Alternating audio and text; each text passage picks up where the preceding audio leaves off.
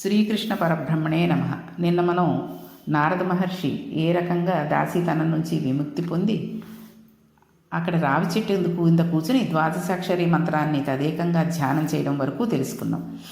ఇలా ధ్యానం చేస్తుంటే లీలామాత్రంగా ఒక మెరుపుల శ్రీమన్నారాయణుని దర్శనం అయింది. పొంగిపోయి పైనుంచి కిందకి మెరుపును చూసినట్టు చూశాడు. అంతే, స్వామి అంతర్ధానం అయిపోయారు. అప్పుడు అశరీరవాణి వినపడింది. ఈ జన్మలో సత్పురుషులతో తిరిగిన అదృష్టం చేత, వాళ్ల మాటలు పట్టించుకున్న కారణం చేత నీకు లీలామాత్ర దర్శనం ఇచ్చాను. నీవు చూసిన రూపమును అలా బాగా చూడాలి అని కోరుకుంటూ, నువ్వు నా గురించి చెప్పుకుంటూ, నా గురించే పాడుకుంటూ, నా గురించే మాట్లాడుకుంటూ తిరిగి తిరిగి దేహధర్మాన్ని అనుసరించి ఒక రోజున ఈ శరీరాన్ని వదిలేస్తావు. అలా వదిలేసిన తర్వాత నిన్ను గుప్తంగా ఉంచుతాను. ఒకనాడు నీవు సాక్షాత్తుగా బ్రహ్మదేవుని కుమారుడిగా జన్మిస్తావు. ఆనాడు నీకు మహతి అనే వీణను బహుకరిస్తాను. దాని మీద నారాయణ స్తోత్రం చేస్తూ స్వేచ్ఛగా లోకములందు విహరిస్తావు. నీకు ఈ కానుకనిస్తున్నాను అన్నాడు శ్రీమన్నారాయణుడు.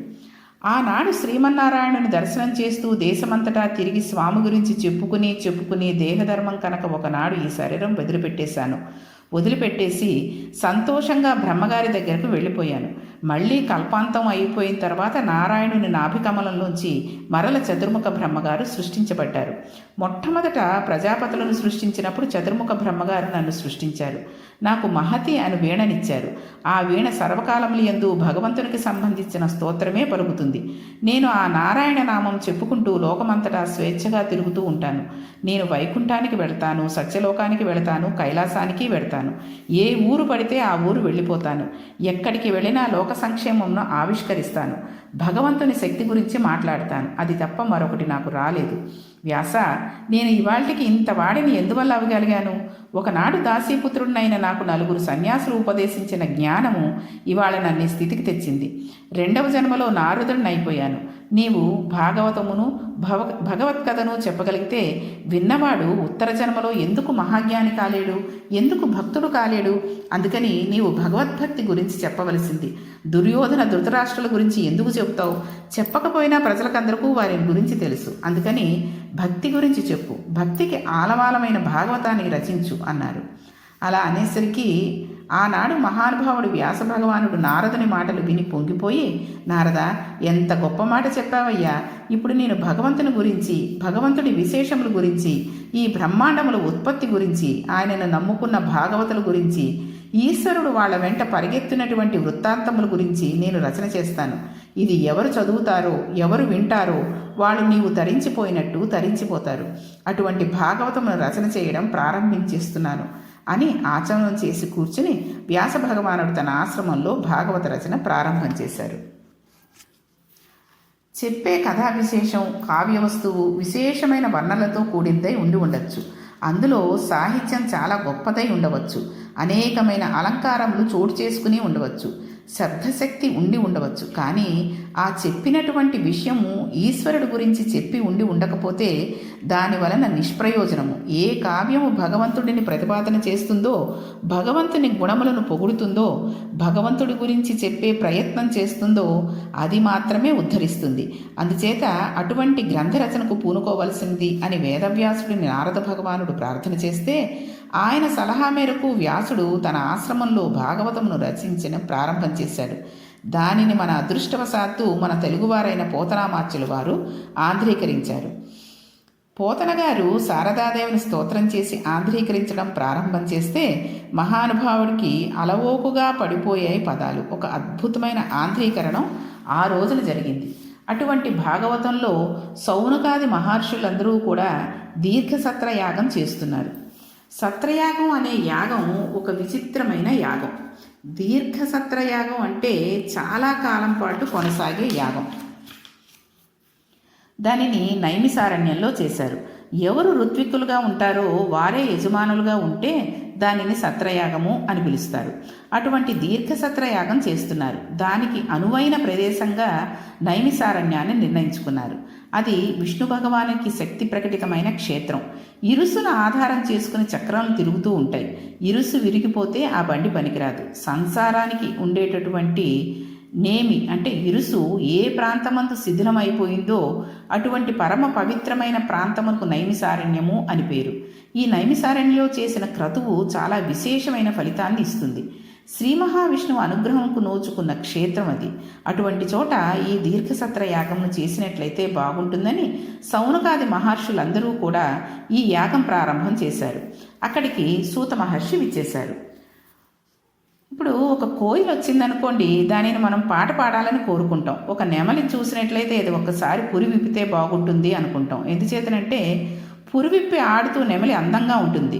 సూతుడు కనిపడినప్పుడు అయ్యా భగవంతుడి గురించి 4 మాటలు చెప్పండి అని అడగకపోతే అలా అడగని వాడు చాలా దురదృష్టవంతుడవుతాడు.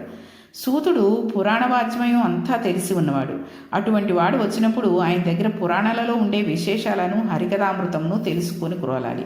అందుకని సౌనకాది మహర్షులు సూతుడిని అడిగారు, అయ్యా నీవు రోమహర్షుని కుమారుడవు, నీకు పురాణంలో ప్రతిపాదింపబడిన విషయాలన్నీ కూడా తెలుసు. సుఖబ్రహ్మ చేత ప్రవచనం చేయబడిన భాగవతం నీకు కరతలామలకము. అందువలో హరినామములు, హరిభక్తి, హరికథామృతము విశేషంగా ప్రవచనం చేయబడ్డాయి. ఏ భగవంతుని గుణములను వినడం చేత వేరొకసారి పుట్టవలసిన అవసరం కలగదో, ఏ భగవద్భక్తికి సంబంధించిన కథలను విని తీరాలో అటువంటి విషయాలను కలిగి ఉన్న గ్రంథం భాగవతం. అటువంటి పురాణమును మాకు వివరించవలసింది. అసలు జన్మనెత్తవలసిన అవసరం లేని పరమాత్మ కృష్ణ భగవానుడిగా ఎందుకు జన్మించాడు? అందున వసుదేవునికి కుమారుడుగా ఎందుకు జన్మించాడు? అన్ని అవతారాలలో వచ్చినట్లుగా కాకుండా అర్ధరాత్రి వేళ కారాగారంలో ఆ దేవకీ వసుదేవులకు ఎందుకు జన్మించాడు? కంసుణ్ణి ఎందుకు వధించాడు? తాను వచ్చిన అవతార ప్రయోజనాన్ని నెరవేర్చడంలో అంత విడంబము చేస్తూ అంతకాలం పాటు భూమి మీద తాను ఉండి శత్రు సంహారం చేసి జరాసంధుడటువంటి రాక్షసులను సంహరించడంలో చాలా ఆశ్చర్యకరమైన లీల ప్రదర్శిస్తాడు భగవానుడు. కనురెప్ప పైకెత్తడం కూడా సరిగ్గా చేతగాని వయసులో ఉన్న కృష్ణ పరమాత్మ పూతన పాలు తాగి పూతనా సంహారం చేశాడు. అటువంటి వాడు జరాసంధుడికి 17 మార్లు అవకాశం ఇచ్చాడు. 17 మార్లు జరాసంధుడు దండెత్తి వచ్చాడు. 17 సార్లు జరాసంధుడిని ఓడించి వదిలేశాడు తప్ప చంపలేదు. 18వ సారి మాత్రం జరాసంధుడు దండెత్తి వచ్చినప్పుడు కృష్ణుడు పారిపోయాడు. యుద్ధంలో జరాసంధుడిని నిర్జించలేదు. కృష్ణలీలలు చాలా ఆశ్చర్యంగా ఉంటాయి.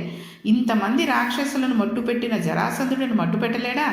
జరాసంధుడు కనబడినప్పుడు ఎందుకు పారిపోయాడు? ఈ లీలలు అన్నీ మాకు వినిపించవలసింది. ఎన్ని కోట్ల జన్మముల నుండియో భగవంతుని కథను విస్తృతి పొందడం చేత మేము మళ్ళీ మళ్ళీ అనేక యోనులు యందు తిరుగుతున్నాం. ఇన్నాళ్లకు మాకు భాగవత కథా శ్రవణం చేసే అదృష్టం పట్టింది. అందుచేత మహానుభావ సుఖమహర్షి ఈ భగవత్కథలను కలిగినటువంటి అమృత స్వరూపము కనుక దానికి భాగవతము అని పేరు పెట్టారు. కాబట్టి మాకు వివరించవలసింది. భగవంతుడు అనే పదములకు అర్థం ఏంటో తెలుసుకోవాలి. దానిని గురించి అథర్వ శిరోపనిషత్తు ఒకలా మాట్లాడింది, విష్ణు పురాణం ఒకలా మాట్లాడింది. భగవ అంటే ఐశ్వర్యం, బలము, జ్ఞానము, శక్తి, వీర్యము, తేజస్సు, ఈ 6 గుణములు భగవ అనే 3 అక్షరముల చేత ప్రతిపాదింపబడ్డాయి.